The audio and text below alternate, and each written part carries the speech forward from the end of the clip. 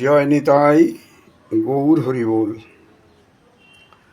শ্রীধাম বৃন্দাবন থেকে বলছি। প্রতিদিনের মতো আজকেও আমরা কিছু ভাগবতীয় সিদ্ধান্ত অনুযায়ী ভাগবতীয় কথায় আলোচনার ব্রতী হয়েছি। আজকে আমাদের আলোচনার বিষয় শ্রীল লোচনদাস ঠাকুর কর্তৃক রচিত শ্রী শ্রী চৈতন্য মঙ্গল গ্রন্থ। আমাদের তিনটে গ্রন্থ খুব বৈষ্ণব জগতের প্রচলন আছে। সব থেকে বেশি শ্রী শ্রী চৈতন্য চরিতামৃত, শ্রী শ্রী চৈতন্য ভাগবত এবং শ্রী শ্রী চৈতন্য মঙ্গল, যেটা লোচনদাস ঠাকুর রচনা করেছিলেন। এই গ্রন্থে আমাদের বৈষ্ণব জগতে চৈতন্য চরিতামৃত গ্রন্থের মতন সমাদর পায়নি, কিন্তু অনেক কিছু লীলা তথা সিদ্ধান্ত এই গ্রন্থে পাওয়া যায়। এই গ্রন্থের আকারও চৈতন্য চরিতামৃত, চৈতন্য ভাগবতের মতন বড় নয়, একটা ছোট টাইপের গ্রন্থ, কিন্তু এখানে অনেক কিছু জানার আছে। কারণ এই যে তিনটি গ্রন্থের আমরা নাম উল্লেখ করলাম, সব থেকে আদি গ্রন্থ হচ্ছে এই লোচনদাস ঠাকুর মহাশয়ের শ্রী শ্রী চৈতন্য মঙ্গল। এতে মূলত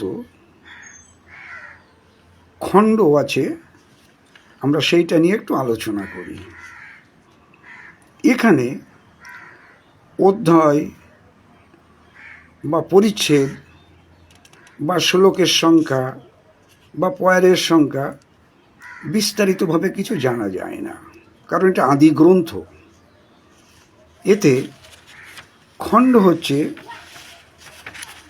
সূত্রখণ্ড আমরা পাই, সূত্রখণ্ড, তারপরে আদিখণ্ড, আদিখণ্ড আমরা পাচ্ছি, মধ্যখণ্ড এবং শেষ খণ্ড।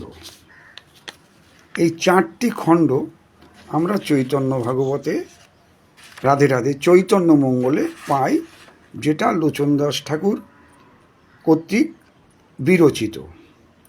তাহলে পেলাম সূত্রখণ্ড, আদিখণ্ড, মধ্যখণ্ড এবং শেষ খণ্ড। পয়ার বা শ্লোক বা অধ্যায় বা পরিচ্ছেদ সম্বন্ধে আর বিস্তারিত কিছু আমরা এর মধ্যে পাই না, কিন্তু এর মধ্যে অনেক লীলা বা সিদ্ধান্ত লুকিয়ে আছে। শ্রী শ্রী চৈতন্য মঙ্গল সম্বন্ধে যেটুখানি আমরা জানতে পেরেছি তা আপনাদের সঙ্গে আমি আলোচনা করলাম।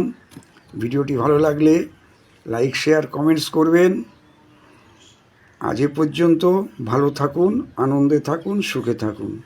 জয় নিতাই, গৌর হরি বল। জয় শ্রী রাধে শ্যাম।